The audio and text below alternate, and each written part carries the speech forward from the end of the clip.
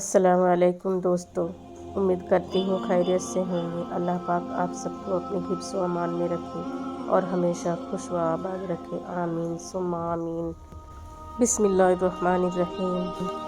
اللہ تعالیٰ کو دل اور زبان کا سخت ہونا پسند نہیں، اس لیے دونوں کو ہڈی کے بغیر بنایا ہے۔ قرآن کہتا ہے، بے شک تنگی کے بعد کشادگی ہے، بے شک تکلیف کے بعد راحت ہے۔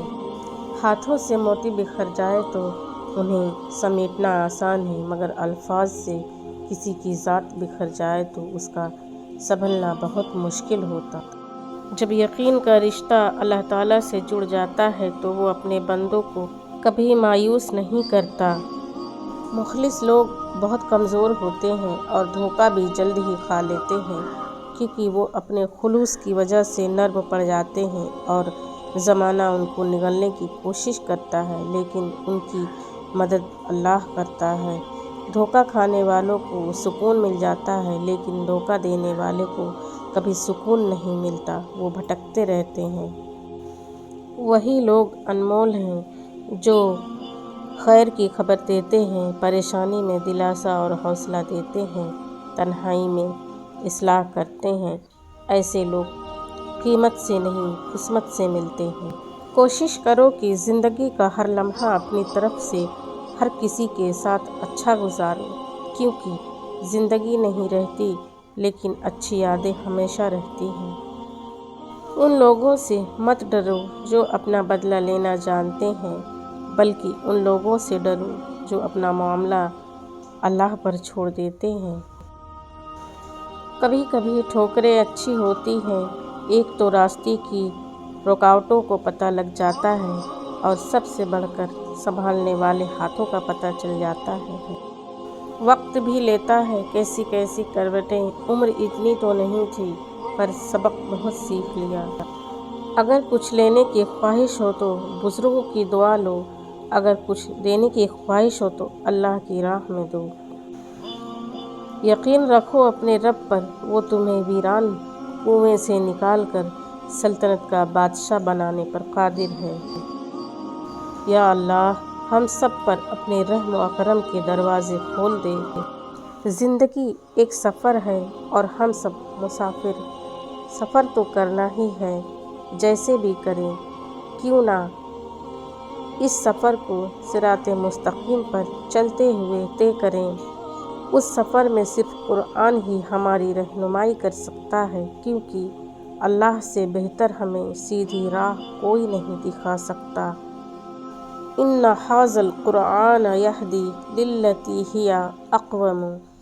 حقیقت یہ ہے کہ یہ قرآن وہ راہ دکھاتا ہے جو بالکل سیدھی ہے۔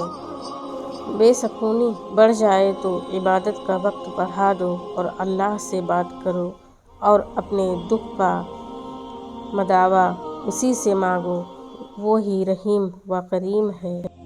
اللہ دیر انہی کے لیے کرتا ہے جس کا مانگنا اسے بے حد پسند آ جائے۔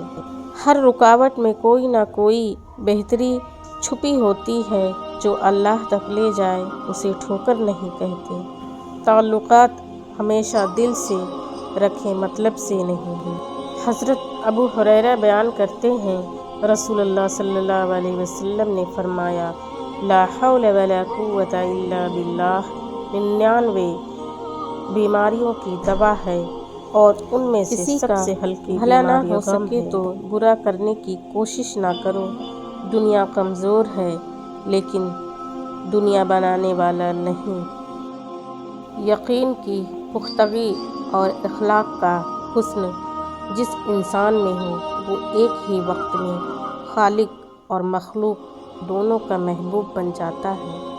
رسول اللہ صلی اللہ علیہ وسلم نے فرمایا، اللہ تعالیٰ فرماتے ہیں، میرے ذکر کے لیے وقت نکالو، میں تمہارے کاموں میں برکت عطا کروں گا، ورنہ دنیاوی کاموں کی کثرت تم پر اس قدر مسلط کر دوں گا کہ تمہیں فرصت ہی نہ ہوگی اور سکون سے محروم ہوگے۔ فرمان مصطفیٰ، دل سخت کیوں ہوتا ہے؟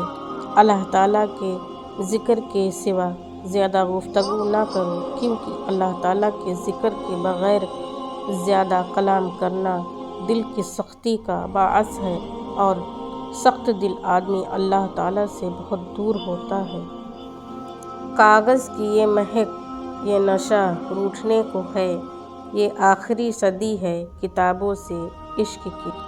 دوستو، ویڈیو پسند آئے تو اسے لائک، شیئر، واچ ضرور کیجیے اور میرے چینل کو سبسکرائب کیجیے زیادہ سے زیادہ۔ میں آپ سب کی شکر گزار رہوں گی۔